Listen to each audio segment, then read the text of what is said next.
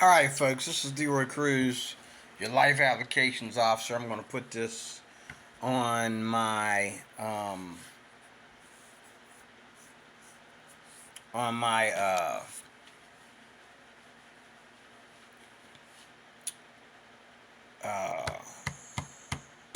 Christian businessman's channel. Business Christian business channel. Christian businessmen's whatever I call it. I give it a new name, but I'm going to put this video on there. Um,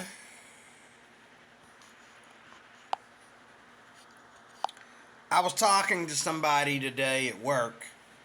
Well, somebody was talking to me at work, and they were talking. Well, not at work, but um, I was eating out with some friends, and I was eating out with some people from work, and one of my friends were saying something to me about another friend of mine that they noticed him trying to get a girlfriend when he's kind of like an introvert.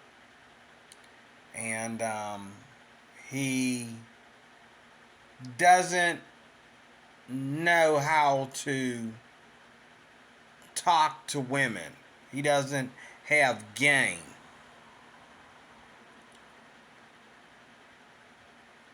First of all, I want to say that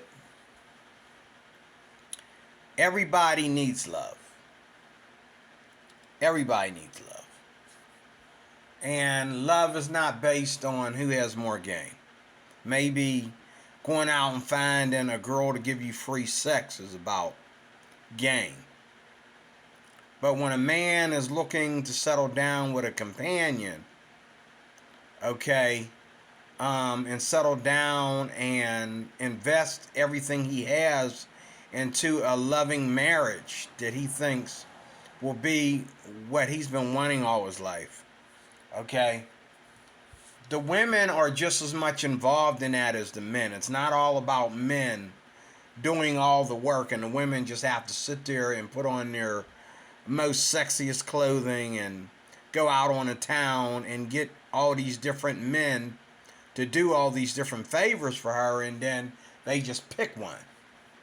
Whichever one does the most favors without giving up himself as an alpha male or giving up himself as a jock or whatever, he doesn't appear to be beta, that's the one that will get picked. And if he's got a lot of money, they'll take beta. If he's got a lot of money and he's got the toys to go with it, and he's willing to spend a fortune on his girlfriend or his wife, oh yeah, beta male is going to get it because he's got the money to cover up being beta. These are material things. These are things that can happen to anybody. Outside the country, in Africa, in the Middle East, and every country has a metropolitan where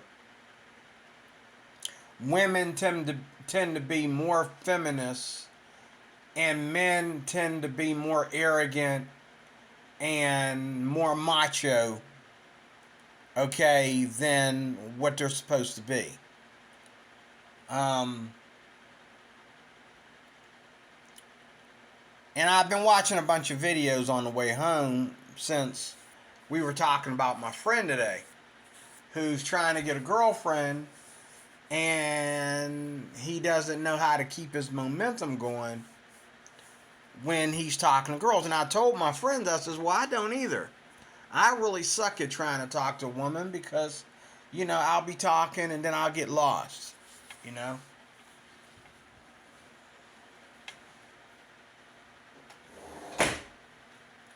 I'll be talking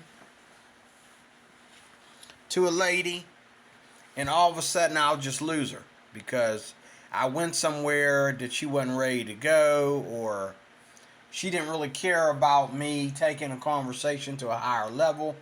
We were just having small talk, and now I'm turning that into big talk. I make those mistakes. We all do.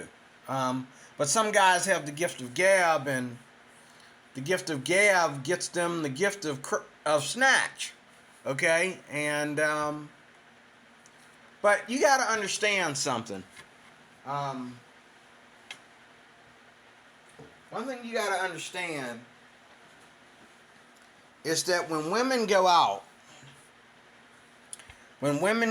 on a town and they wear those clothes, they're not wearing them for you. They're wearing them because they want to put you up against the highest bidder. And in the eyes of the Bible, it's worldly, it's wicked, and it's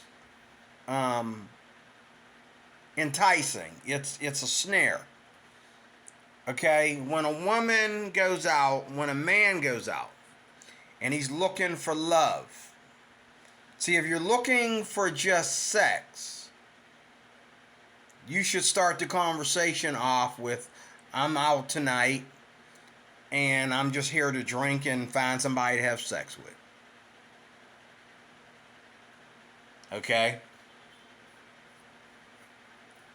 Then pick the highest bidder. Instead of saying, I'm just out with my friends enjoying my time with my friends. Okay, is that why all you and your friends, is that why your clothes are missing? Is that why you're dressed so skimpy? Because you're just out tonight to hang out with your friends? Is all your friends gay? Of course not, okay? You're out to meet who? Okay?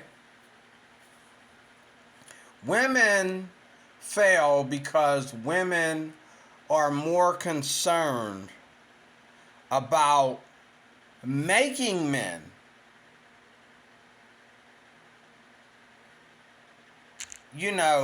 women are more concerned about making men approach them. Not just one man.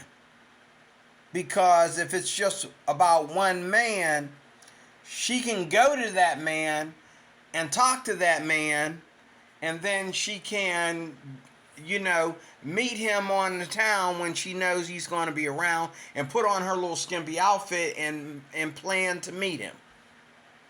But no, she doesn't know, because she doesn't know if her favorite will reject her. She doesn't know if her favorite will bring a date. She doesn't know if her favorite will be interested in her, since she probably rejected him before, or acted like she wanted to play hard to get, or whatever. It's not about game, it's about giving. A lot of the women that I have had the opportunity of dating, they came after me. I made them come after me because of my kindness. They came after me because of my kindness. And I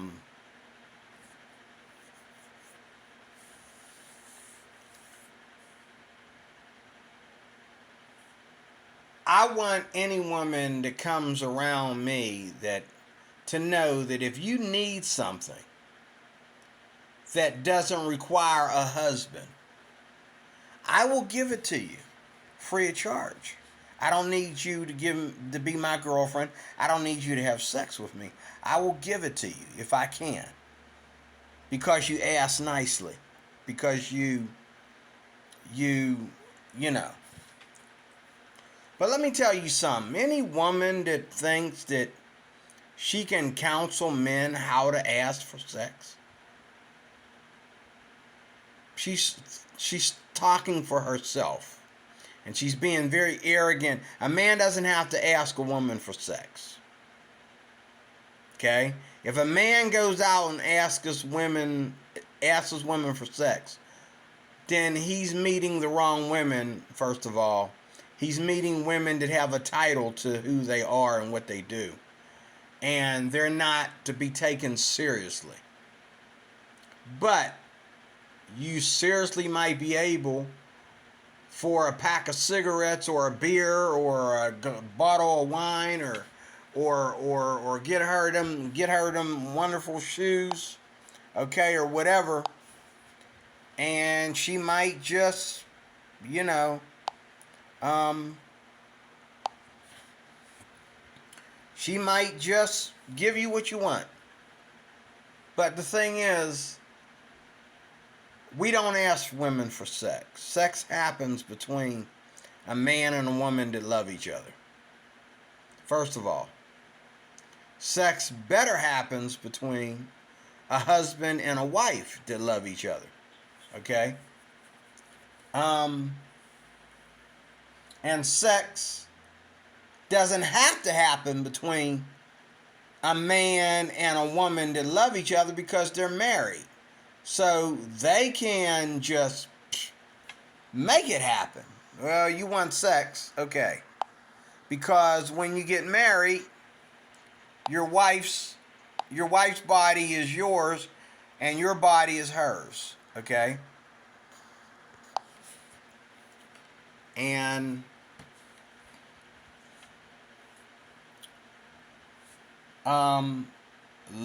true love doesn't happen at the bar. True love doesn't happen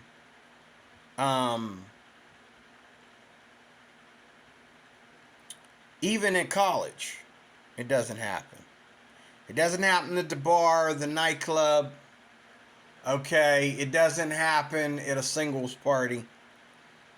Where really true love happens is anytime a woman is able, or a man is able, a man and a woman is able to focus their attention on one person. See, when women get all dressed up in their skimpy clothes, knowing that everybody's going to see them, knowing that 100 men are going to see them in that outfit, they are not going out there for the one concentrated individual that they're concentrating on. They're going out there to turn eyes. And they're going out there to see men act a fool. That's what they want to see. When they put those clothes on, they want to see men say crazy things and act a fool. They want to be simped. They want men to hit on them. But yet, at the same time, they want to also reject, because that's the game. So men are wasting their time when they go out to a place where a woman is out with her friends and, you know, she's wearing her clothes, she's smelling good and looking good, and you jump in. You jump in the water. You jump in, you know. You dive in. You grab your fork and your knife and you try to eat that steak. Okay? Without, you know, understanding the check that's going to cost you at the end of the dinner, you know. But the thing is, love happens when you get a woman to love you. Now, in the world, women will continue to dress a certain way. I mean, I met today here in Pittsburgh. It was a busy night here in Pittsburgh tonight. A lot of married couples out there going to a wedding. Now, I understand you're going to a wedding. But weddings are about holy matrimony. But you got all these women with their little skimpy dresses, and you got all these guys standing around. You know what I mean? She's out taking pictures with the girls. The guys are wondering, is she married? And is she wearing that dress? Is she in the mood for a quickie? Is she in the mood? Is she into one night stands? Is she into quick sex? Is she into, you know, if I buy her enough drinks, if I get her drunk, if I buy her something, if I, you know, if I got my game on, can I get her to come up to my hotel room and we do our thing? Can I get her to come to my hotel? Can I take her to my hotel without her screaming rape?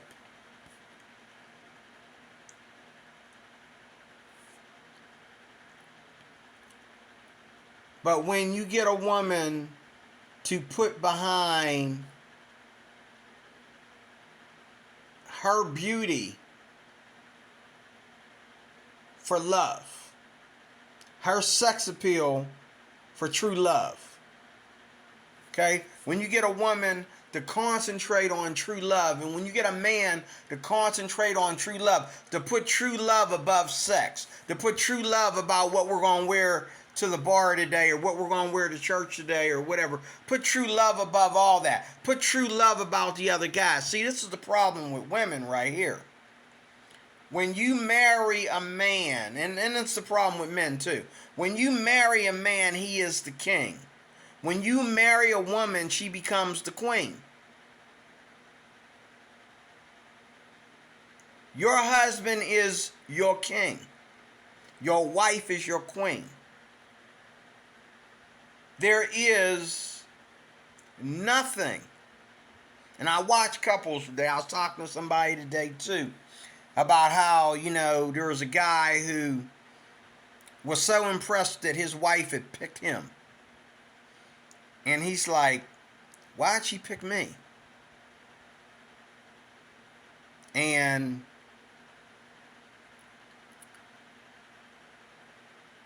he was having a party at his house one day, and he had this party, and he had, you know, his wife wanted this party.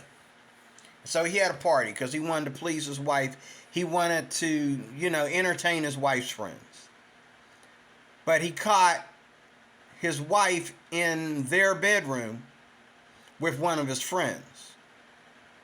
And he knew that, you know, he caught her before she cheated. But, you know, you don't have to cheat to be unfaithful. You can cheat just by thinking about somebody that way. You can cheat without your husband knowing that you can be unfaithful without your husband knowing that you're putting another man above him. You can be unfaithful to your wife by telling yourself that she's not the prettiest thing, that her sister is prettier, or her, you like her friend, and her friend. That's unfaithfulness. I told somebody just the other day, he came in there talking about, you know, a friend of ours that is super hot chick, young girl, you know, young enough to be his daughter, you know. And when he said that, I said, let me see your hand. And he showed me his hand, and he got a ring on his finger. I says, what about that woman? What we gonna do with her?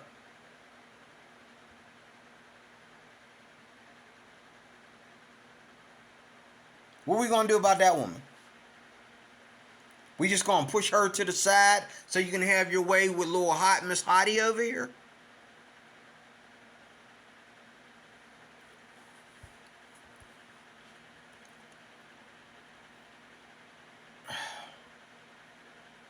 We live in a world today where sex is, you know, see, there's two things going on. There is the worship of the sexual revolution, and there is the celebration of love. Both of these are part of the sexual union between a man and a woman. Some women and men, when they come together, they celebrate love. They celebrate their love. Whether they be husband and wife or boyfriend and girlfriend, what they're doing because of how they feel about each other here and here, the way they feel about each other, the way they respect each other here and here. Okay? They're celebrating their love. Where most married couples are actually worshiping the sexual revolution, and their marriage is just part of the sexual revolution. So the minute the husband can't get it up like he used to, the minute the wife meets his friends, the minute, the wife feels like he embarrassed himself in front of his friends or whatever, she is going to be tempted to cheat on him. And when a man feels that his wife has stabbed him in the back, or she said some things that has made him feel like less than a man, men will, and not only that, when women aren't like sexually, sexually giving, when it's always the man that has to initiate sex, when it's always the man that has to ask for sex. You make your husband beg you for sex. You make him chase you around the house and ask you for sex. He's going to cheat on you. Don't do that. Never make your own husband ask you for sex. I know a guy, and he had been married to this woman for like 20 years. And as they got old, she started telling him what days of the week that they could have sex. Okay? And he found out that later on that she was cheating on him with a younger man. Okay? But before she ever started cheating on him, what made her cheat on him was that she told him, this is when we shall have sex, and this is only when we will have sex, and this and this have to happen before we have sex. And there was no objection to it. So to her, he was being a beta male. See, alpha male would have said, he would have made a long conversation about that, and he wouldn't have given up until he got the truth out of her about why this has to be. And a really strong, good alpha husband would have said, okay, why don't you hook up with the man that you want to have sex with every day? And I'll go get me a woman that wants to have sex every day. Okay? I didn't marry you to have sex once a week. I married you so that we would have everlasting intimacy and so forth and so on. But now you tell me, oh, we're only going to have sex on Wednesday. What are you doing on Monday, Tuesday, Thursday, and Friday? What's so special about Wednesday? Is that the day your boyfriend is not able to get it up or something? Like, why are we even having this conversation? Why can't it just happen? I come home, you're happy, I'm happy. I get you in the mood, or you get me in the mood. See, women who, let me tell you something. Women who wait on men to simp them and go after them, and they wear the clothes to do it. They wear the clothes to make not only you, but 100 men in one day come after them. That's why they wear that outfit. That's why their boobs are showing, and whatever they're wearing is skin tight on their ass. That's why, what I'm saying, you're seeing a little bit of underwear here and there, and the coverall, showing through their dress and all that. They're doing this on purpose. Now, don't get me wrong. Some women feel that in order for them to be beautiful, they have to show a little bit of skin. Can I get a Muslim woman to sit down next to me and help me talk to you about this? The beauty of a Muslim woman to a man that loves her. I'm not talking about a man that's trying to get in her booty. I'm talking about a man that loves her. The beauty of a Muslim woman and the man that truly, truly loves her is that every day is like a new consummation of his marriage, because his wife is all covered up. He doesn't even get to see her hair. He doesn't get to see her chest at all. He doesn't get to see her buttocks or her knees or anything that we stare at and we look at a second time on women that we don't know nothing about every day. But the beauty of a Muslim woman is that the minute we get home, all she got to do is take that scarf off her hair and boom, we're ready to have some crazy sex. You know, he is stirred up. All she got to do is take that big Christmas package off her body. If she show an ankle or a knee, okay, a bicep, a tricep, she's the sexiest thing he's ever seen tonight. After her being all covered up, as hot as it is, her being all covered up amongst all these wicked women who's showing his beautiful, gorgeous meat. But the minute this woman, all she got to do is show her hair before she even gets to her body, and it's on, because she spends so much time being modest, too modest. That's too modest for me. Covering it up, okay? There's a difference between being modest and totally hiding yourself from society. Actually, I think Muslim women hide themselves from society. They don't just cover up in the name of God. They hide themselves. Christian women cover up. Christian women dress enough so that, you know, yes, I'm very feminine, but at the same time, I'm not a whore. You're not going to start this conversation about my phone number or my house or, you know, you coming over. We're not going to start a conversation like that. You're going to get to know me, just like I want to get to know you, and we're going to talk about our relationship with God, and we're going to go from there, okay? Then we can talk about other things after we get that out of the way. But what I want to say in closing is that you don't have to have gain. What you have to have is giving. Is giving. I've given to women. There's a woman that I know. She's dead and gone today. But I let her stay at my house one time. She offered me sex because she was in a dire situation. And when I wanted to give to her without sex, she felt disappointed because me giving to her made her feel romantically involved with me.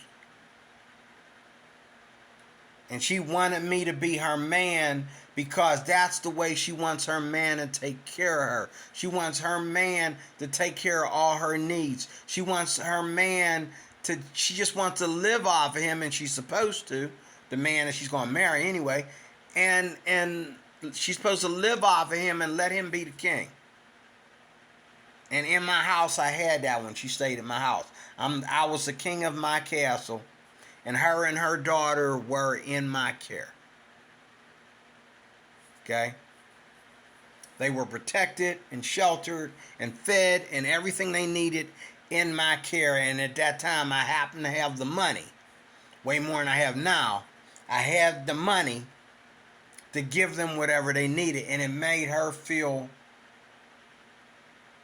enticed. It made her feel, and this woman has boyfriends every day. This woman didn't need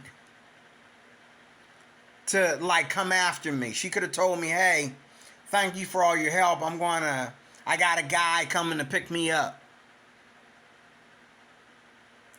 If you don't mind, and we're going to go over his house. And I wouldn't have been able to say anything about it.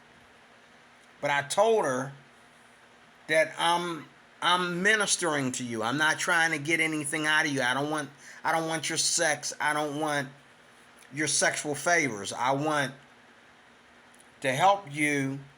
You're here because of the ministry. I'm ministering to you. But men, ministering to women will get you women. Now, this brother don't have no game. I don't have no game either. Once I say hello, okay, what am I going to say next? I don't know what to say next. But I'm always I'm always finishing last when it comes to women. All the other guys and talked to this woman and made her blush and made her laugh. And I come in later. But do you know that there's been plenty of times when I was the last one in and I was the one that was about to get laid? I was the one that she wanted to go to the next level with. Why? Because I let everybody go ahead of me. And she thought I was weak until after maybe 2 weeks, 2 months in. I finally felt the need to say something to her, and she knew that what I said to her was not about me getting in her pants, or I would have said it a long time ago. And it wasn't just about my turn, or I would have really went as deep with it as I could. No, it was about me finding out that something that she would be blessed by me saying this right here to her, or she would be blessed if I did this for her. And I don't do it just because she's pretty. I've done it for old women. I've done it for kids. And had to call their parents and say, I'm doing this for your daughter. I'm doing this for your son. But women fall in love with men that do things, as Andrew Tate said in his one video. Women fall in love with men that do things for them that are positions of leadership. Like when you feed a woman and you give her, you put her in a good house and she has all her own space and all her own things, that puts you in a position of leadership. You don't, see, when you just talk game to a woman, as you call it, gaming is for hunting. And hunting is for hunting animals, okay? But when you just go out there and try to have game, women feel like, okay, either I want to have sex with you or I don't. I know what you want. You want sex. Because what did you minister to me? Oh, you bought me 3 or 4 drinks at the bar.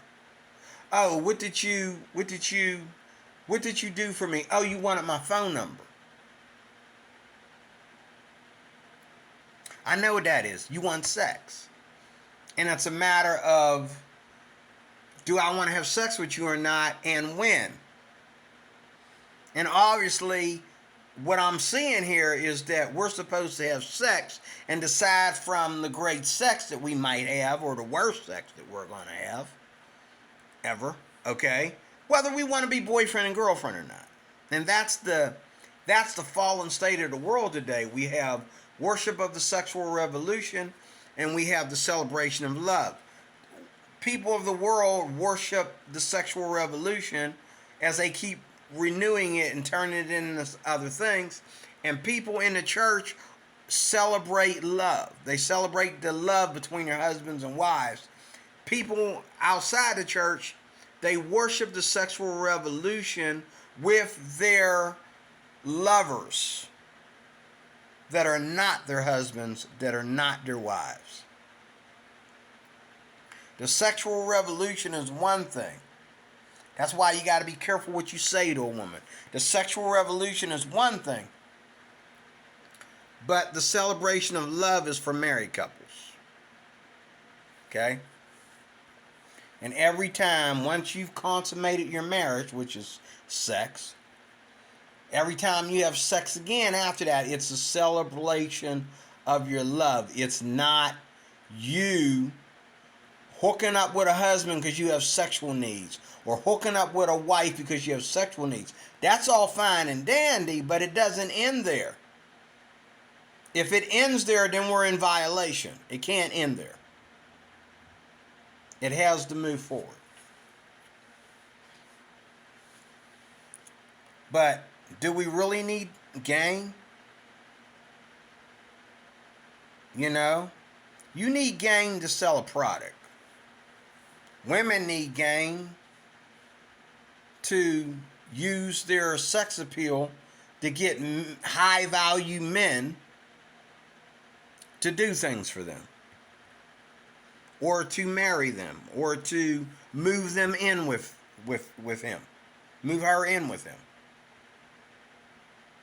You need game to get something. So if I have game when I'm in the field hunting, my game gets me that big buck. My game gets me a rabbit. My game gets me that big giant fish. But women are not game. Women are not, now there's a verse in the Bible that says like a graceful doe, talking about women. But women are not animals, nevertheless. Women are not animals. Women are not children. They're grown adults. They don't need Skittles. They don't need candy. They don't need, bubble gum.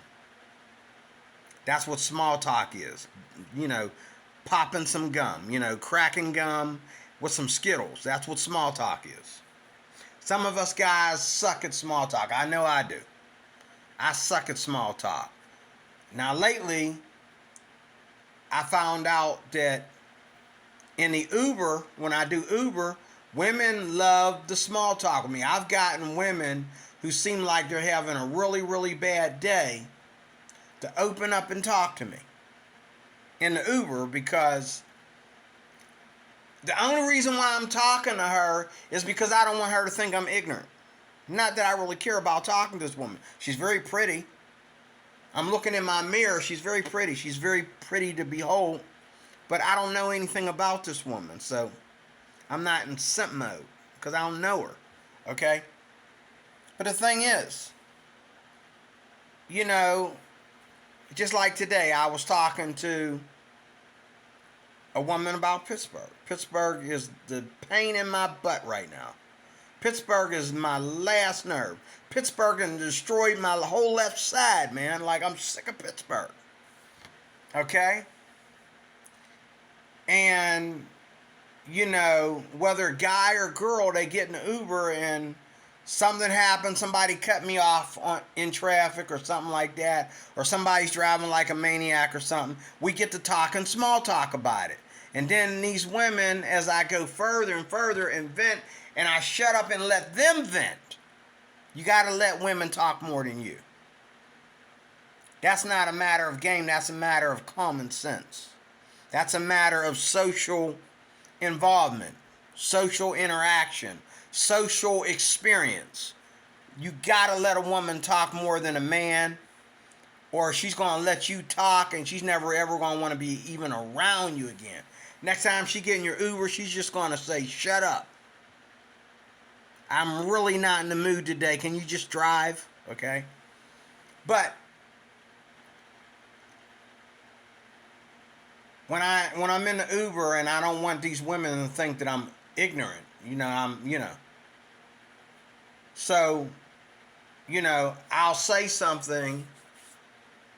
I'll ask a question about the area that we're driving to, or I'll ask a question about, the neighborhood that I just picked her up in, or something like that. And they're glad to have that small talk. And that small talk is memorable. They're going to remember you. And that's how it's done. It's not about like, oh, you go to work and you get mad because none of the men are hitting on you. Some of y'all got a ring on your finger. And others of you, okay, got him calling you on the phone while you letting this guy flirt with you. Oh, excuse me, I gotta get this. Oh, yes, baby, I'll be right out. He flirting with you. You talking to somebody called baby on the phone. Oh, yes, baby, honey. Yeah, I'll be out front when you come pick me up. I mean, there you go. But that kind of game will not cause a woman to respect you. The kind of game that causes a woman to respect you, a woman can have sex with you because, well, she thinks she needs sex. She thinks that it means something to have sex, even though there's no love in it. It's just sex. She thinks casual sex makes her, she's using you for something. She's using you like you think you're using her. She thinks she must have sex. No, nobody must have sex. Anybody can live without sex. You can go to your grave without sex, and it ain't gonna mean a hill of beans. Okay, I might be going to my grave without sex. I don't know. If God don't bless me, if God don't feel that if God is not calling me back into a marriage, I might be going to my grave without sex. God is good anyhow. Okay, but nevertheless, um, you know, um,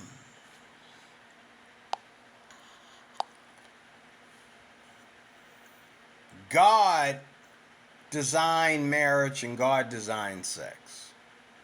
He never said anywhere in the Bible that a man has to have game. He said, he that finds a wife finds a good thing and obtains favor from the Lord. So the conversation that I have with women is what I want to do with my future. Where I want to live and what I want in my house and what I don't want in my house. What I feel is, evil and what I feel is good for my house, and whether or not I want to get married someday. And a lot of women out there, especially outside this country, you say you want to get married someday, you're going to get married first thing in the morning because they're going to be like, let's do it. I've been wanting the same thing, let's do it. Because they don't want to waste their time like a lot of American women.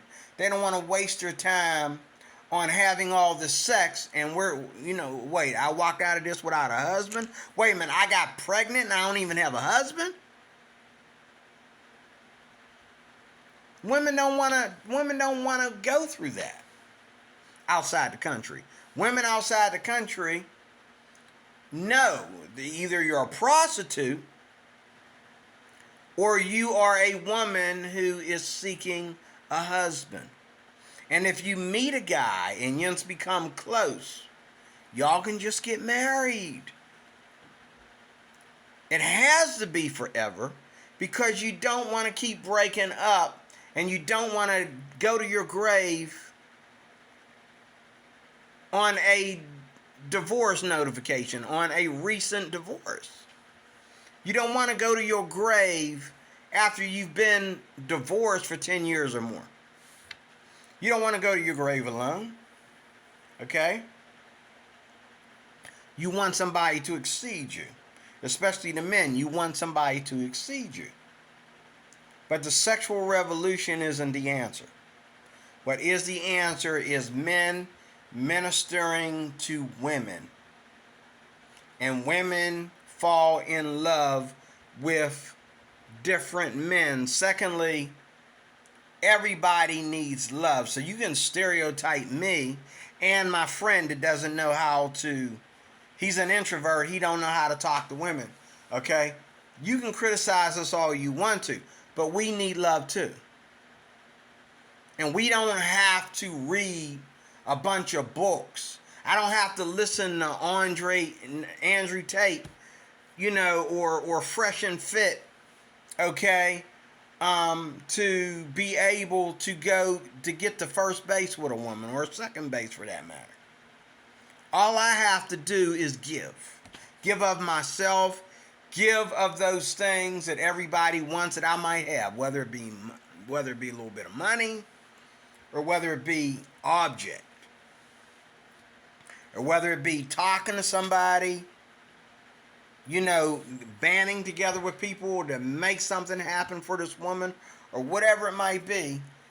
It's not the gift of gab, it's not the game that gets the woman, it's the ministering. Oh, sure, you'll get sex if you got the game going on. If you got good game, you'll get sex. You'll bring the hoe out of her and she'll sleep with you for that. You'll open up that hoe door and she'll come flying out of there. Yeah, let's do it. Okay? Oh, you'll get sex, but you won't get her to take you seriously. How many women go out to bars and clubs and they don't even want the man that they slept with even calling them back? They don't want the man in their life. They don't want the man around their kids. Why? Because they was out there playing in the mud.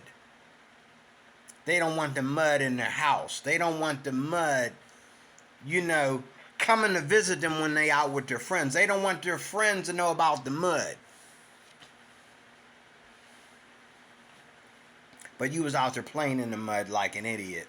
And you don't want anybody else to know about this but you and him. Okay? That is the sexual revolution that we're in now. It's all about whatever makes you come. It's not about love. It's not about, the home and how we're going to function this home and how we're going to raise these kids and how we're going to treat each other, how we're going to treat going to church, how we're going to treat, the yard, the garden, how we're going to treat our friends now that you got your friends and I got my friends. Your friends got to be my friends got to be your friends. How are we going to work this out?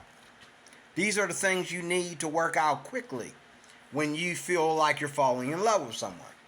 Okay? But it's not about game. It's about giving. I am DeRoy Cruz. I am your Life Applications Officer. Thank you for watching.